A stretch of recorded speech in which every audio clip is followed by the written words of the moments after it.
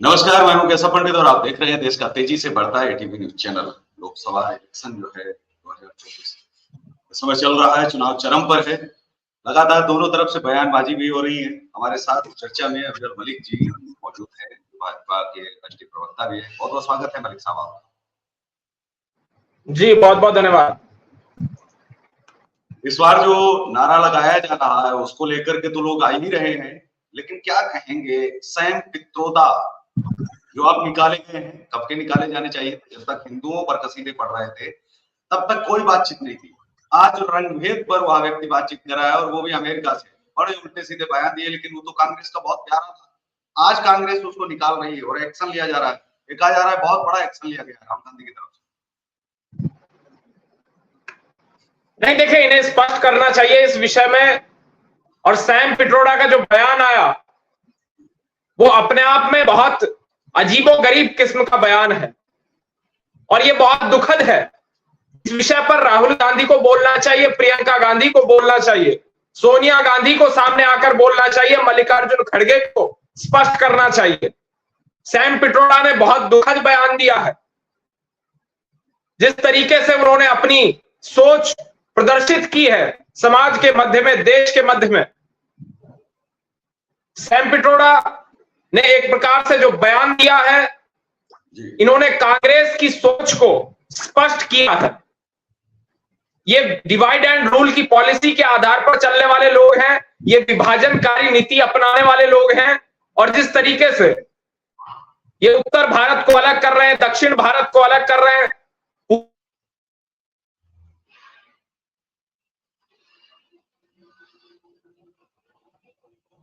जी, आवाज आ रही है आपको?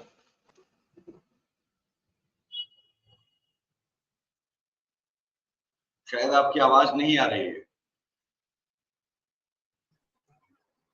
दोबारा जुड़े।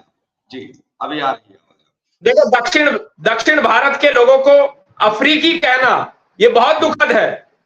जी, इस प्रकार का कार्य बिल्कुल भी इस देश के अंदर बर्दाश्त नहीं किया जाएगा। ये बहुत दुखद कार्य है। ये देश को तोड़ने की बात कर रहे हैं, टुकड़े गैंग का समर्थन कर रहे हैं। यही वे लोग हैं जो जेएनयू गैंग का समर्थन करते हैं। यही वे लोग हैं जो शाहीन बाग गैंग का समर्थन करते हैं। यही वे लोग हैं जो टुकड़े टुकड़े गैंग को समर्थन देने का कार्य करते हैं। और देश की जनता, देश का वोटर इन्हें देख रहा है। देश की जनता समझ रही है, देश का वोटर समझ रहा है कि ये देश के टुकड़े टुकड़े करना चाहते हैं। क्योंकि सैम पित्रोदा के बयान से ये अपने आप में स्पष्ट हो रहा है कि किस तरीके से ये देश के टुकड़े टुकड़े करना चाह रहे हैं। पूर्वोत्तर के संबंध में जिस प्रकार से दुखद बयान दिया, दक्षिण भारत के संबंध में दुखद बयान दिया, पश्चिम के संबंध में जिस प्रकार की बात कही, ये बहुत दुखद है। किसी में इन्हें अरबी दिख रहा है, किसी में इन्हें अफ्रीकी दिख रहा है, किसी में इन्हें चीनी दिख रहा है, किसी में इन्हें ब्रिटिश से जुड़े लोग दिख रहे हैं। ये कहना क्या चाहते हैं?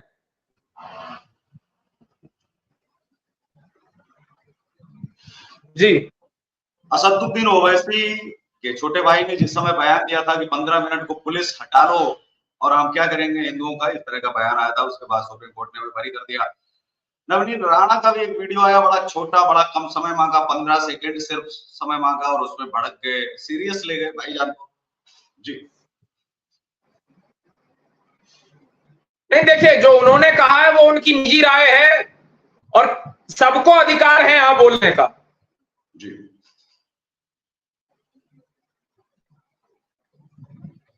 जी, देखिए, जिस प्रकार से, देखिए, मैं इस बात को भी आपको स्पष्ट कर देता हूं, जो 15 मिनट वाला बयान था, क्या वो नहीं दिया गया था?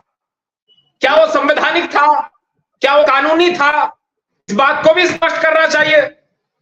असदुद्दीन ओवैसी, अकबरुद्दीन ओवैसी, एआईएमआईएम के लोग जिस प्रकार से गैर कानूनी बातें करते हैं, कानून को तोड़ने वाली बातें करते हैं, ये सबको नजर आ रहा है। देश की जनता देख रही है।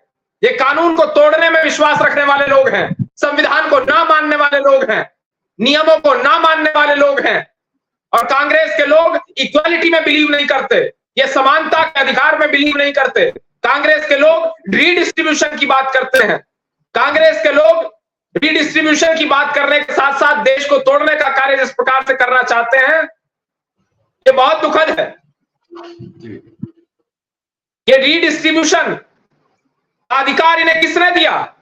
ये कैसे रीडिस्ट्रीब्यूशन की बात कर सकते हैं?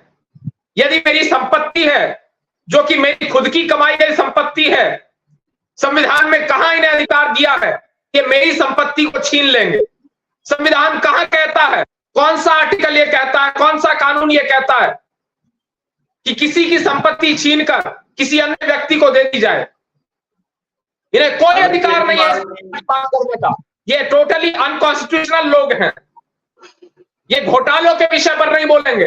जो इन्होंने घोटाले किए, जो इन्होंने भ्रष्टाचार किया, कानून को, संविधान को, नियमों को तोड़ने का कार्य किया, उस विषय पर इन्हें बोलना चाहिए। पश्चिम बंगाल के विषय पर इन्हें बोलना चाहिए, ममता बनर्जी के विषय पर इन्हें बोलना चाहिए। जिस तरीके से बंगाल के अंदर हिंदू असुरक्षित है और उसके साथ साथ नियमों की बात कर लीजिए, कानून की बात कर लीजिए, संविधान की बात कर लीजिए, सब वहां समाप्त हो चुका है। बंगाल के अंदर कोई संविधान एक प्रकार से लागू नहीं हो रहा। बंगाल के अंदर कोई कानून व्यवस्था नाम की चीज नहीं बची है। नहीं, लेकिन क्या पश्चिम बंगाल इस बार जो है, क्या उसको राहत मिलेगी? इस बार जो है हिंदू मरना बंद हो जाएगा अगर आप फिर जो है तीसरी टर्म में आते हैं? क्योंकि 2 बार आपकी सरकार बनी, आपने पश्चिम बंगाल के लिए किया क्या? आप जब ये कहते हैं कि वहां जो है मर रहे हैं, वो तो मर रहे हैं। आप 2 बार थे, आप लगातार थे, आप राष्ट्रपति शासन लगा सकते थे। वहां मर रहे हैं और आप सत्ता में हो, फिर भी आप कह रहे हैं कि मर रहे हैं। तो सरकार तो आप केशव पंडित जी, बंगाल राज्य के अंदर हमारी सरकार नहीं है और law and order state issue, नहीं एक मिनट में स्पष्ट करता हूं। Law and order state issue होता है, पुलिस राज्य सरकार के हाथ में होती है। पुलिस राज्य सरकार के हाथ में होती है। ममता बनर्जी के हाथ में कानून व्यवस्था है। पुलिस ममता बनर्जी के हाथ में है। पुलिस नरेंद्र मोदी जी के हाथ में नहीं है बंगाल की। पुलिस अमित शाह जी के हाथ में नहीं है बंगाल की। इस बात को जान लेना चाहिए। सेंटर के हाथ में बंगाल की पुलिस नहीं है। जी, जब तीसरी बार आप आएंगे तो फिर कैसे पश्चिम बंगाल की पुलिस क्या फिर सेंट्रल की हो जाएगी? क्या केंद्रीय पुलिस हो जाएगी पश्चिम बंगाल की? तभी तो वही दंश झेलेंगे। आप सत्ता में आए, बंगाल राज्य के अंदर भी हमारी सरकार बनेगी। इस बात को आप लिख कर रख लीजिए। मतलब बंगाल में भी हमारी सरकार बन रही है। जब तक पश्चिम बंगाल का चुनाव तो अभी है नहीं, तो पश्चिम बंगाल वाले लोगों को कैसे आप यकीन दिलाएंगे कि आप जब सत्ता में आएंगे तो उनके लिए आप क्या कर पाएंगे? चलिए, जब आप सबकी समस्याओं का समाधान किया जाएगा। सबकी समस्याओं का समाधान किया जाएगा। हम सबका साथ और सबके विकास की बात करने वाले लोग हैं। हम एक भारत श्रेष्ठ भारत की बात करने वाले लोग हैं। हम जय जवान जय किसान जय विज्ञान और जय सरकार का नारा देने वाले लोग हैं। हम हर देश को आगे बढ़ाने वाले लोग हैं। हम बंगाल के लिए भी हम कार्य कर रहे हैं। वहां हमारी सरकार नहीं है, लेकिन वहां सकारात्मक विपक्ष की भूमिका भारतीय जनता पार्टी अदा कर रही है राज्य के भीतर। और जहां तक केंद्र सरकार की बात है, तो जितना केंद्र सरकार कर सकती है, जितना केंद्र सरकार का अधिकार है, जितना संवैधानिक अधिकार है केंद्र सरकार का, उतना केंद्र सरकार के द्वारा, नरेंद्र मोदी जी के द्वारा किया जा रहा है। हम निरंतर प्रयास कर रहे हैं कि बंगाल का विकास हो, बंगाल के लिए कार्य हो, लेकिन ममता बनर्जी कोई कार्य नहीं होने दे रही। जी, अरविंद केजरीवाल पर यह भी आरोप लगाए जा रहे हैं कि उन्होंने खालिस्तानी मूवमेंट से भी पैसा लिया है, खालिस्तान के संगठनों से भी पैसा लिया है। क्या इसमें कितना सच है? क्या उस पर भी कार्रवाई होगी और क्या मान पर भी कार्रवाई होगी आने वाले समय में? क्या पंजाब के सीएम साहब भी फंस सकते हैं इस चीज को लेकर के? बिल्कुल, देखिए, निश्चित रूप से इनके ऊपर कार्रवाई होना तय है। और अगर इन्होंने लिया है, इस प्रकार का कार्य किया है जो कि सुनने में आ रहा है, तो इन पर निश्चित रूप से कार्रवाई होनी चाहिए।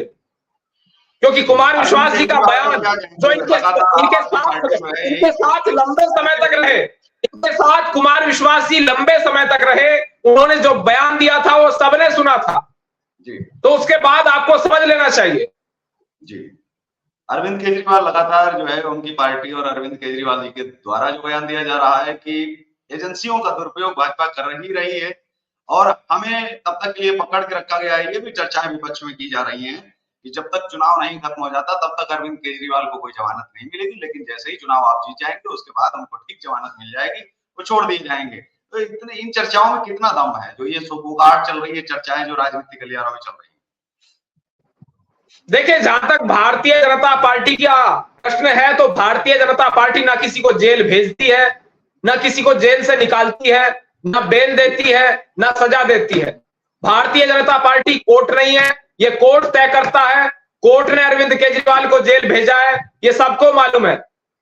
जेल कोर्ट भेजता है, जेल ईडी सीबीआई नहीं भेजती। इस बात को समझ लेना चाहिए। ये न्यायालय ने तय किया, न्यायालय ने अरविंद केजरीवाल को जेल भेजने का कार्य किया। जी, कांग्रेस कितनी सीटें उत्तर प्रदेश में निकाल रही है इस बार? जितना बड़ा झंडा गाड़ा जा रहा है और जो बताया जा रहा है कि क्या इस बार लड़के कुछ कर पाएंगे? लड़की हूं, लड़ सकती हूँ, लड़के भी कुछ कर लेंगे। देखिए, उत्तर प्रदेश में इंडी गठबंधन कितनी सीटें जीतेगा, ये प्रश्न कृपया करके आप मत कीजिए। ना करें तो अच्छा होगा। क्यों? मैं बताता हूं क्यों। आप सवाल थोड़ा मॉडिफाई कर लीजिए। आप सवाल पूछिए कि कितनी सीटों पर ये इंडी गठबंधन अपनी जमानत बचा पाएगा। इस सवाल को आप लोग पूछते हैं तो ये सही रहेगा। इंडी गठबंधन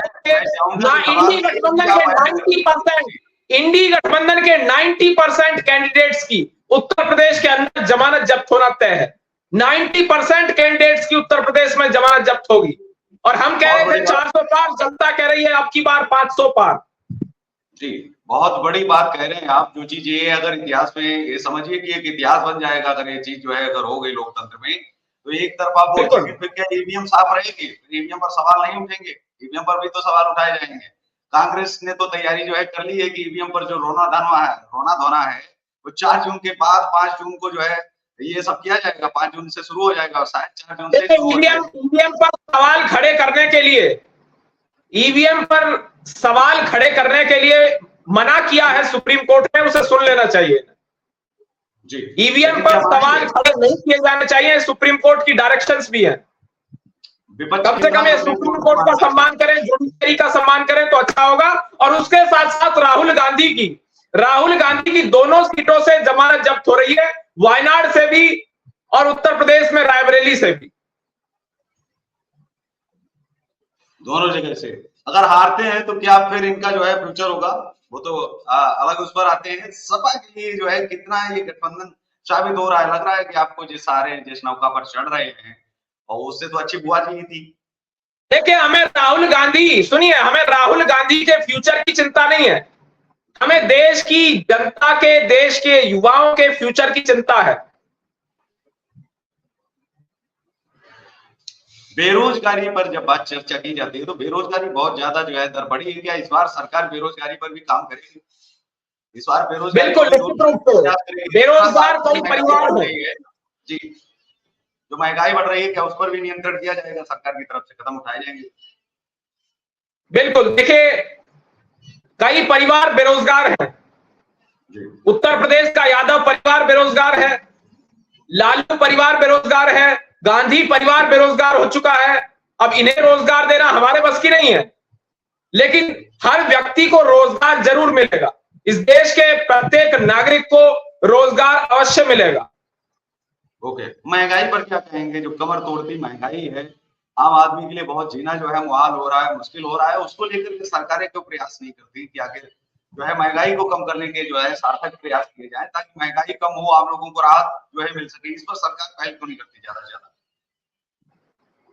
जी, देखिए, हमने जनता के लिए कार्य किया है, गरीबों के लिए कार्य किया है, हमने विकास किया है, वो सबको नजर आ रहा है।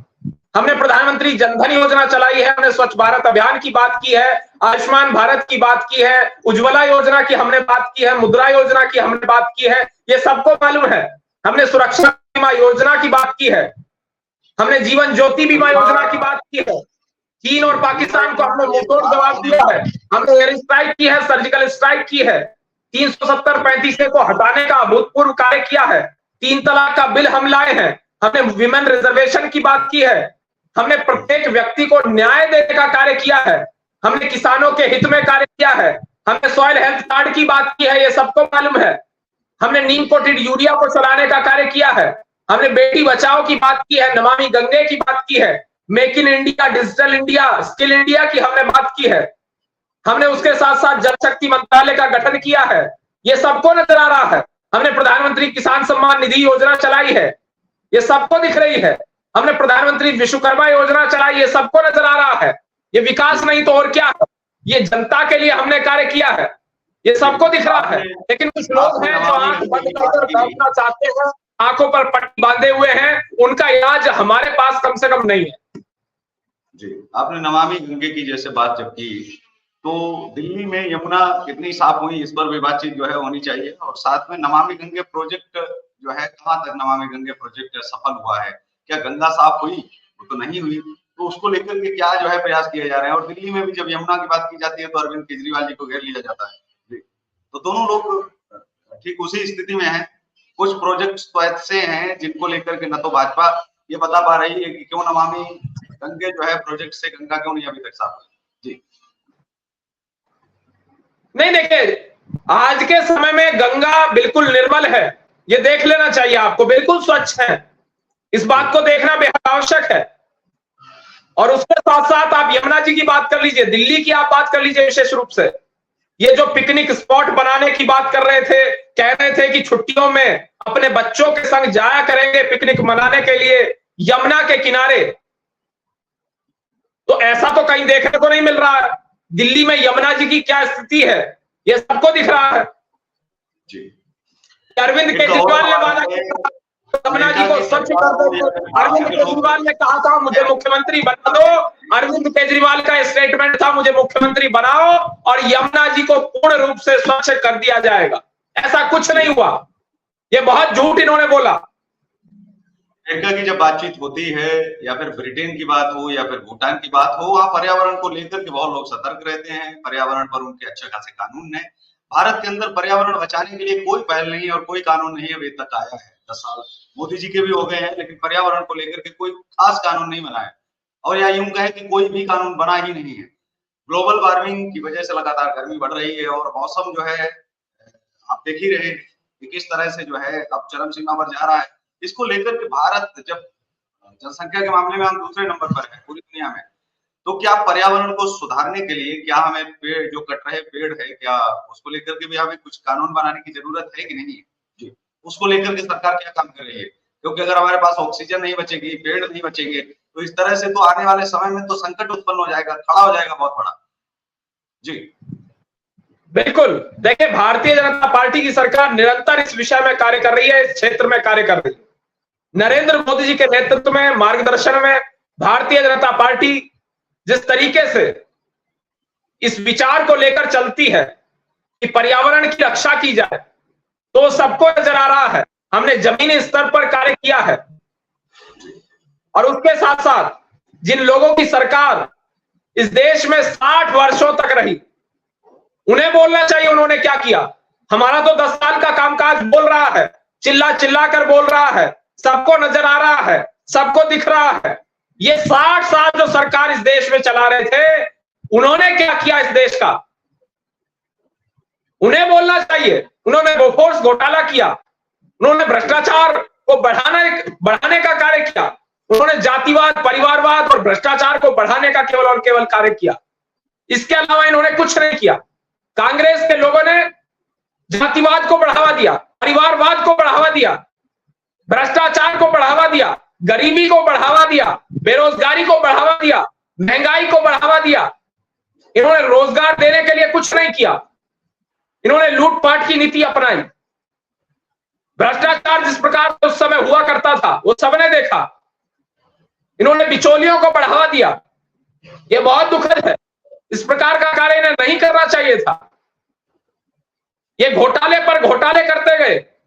इन्होंने कॉमनवेल्थ घोटाला किया, ये 2G 3G घोटाले करते हैं, DLF घोटाले के विषय में ये नहीं बोलते हैं। आखिर क्यों नहीं बोल रहे हैं DLF घोटाले के विषय में? नेशनल हेराल्ड के विषय में ये नहीं बोलेंगे, क्यों नहीं बोलना चाहते नेशनल हेराल्ड के विषय में?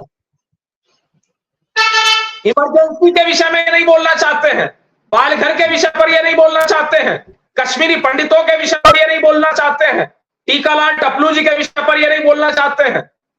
तो क्या कारण है इसके पीछे?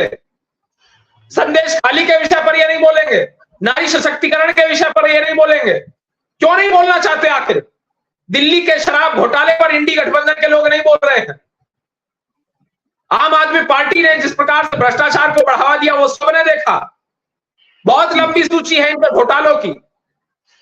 ये डीटीसी बस घोटाला करते हैं, उसके साथ साथ बिजली सब्सिडी घोटाला करते हैं, वो सबने देखा। राशन घोटाला करते हैं, यमुना सफाई घोटाला करते हैं। तो इनकी लंबी सूची है घोटालों की।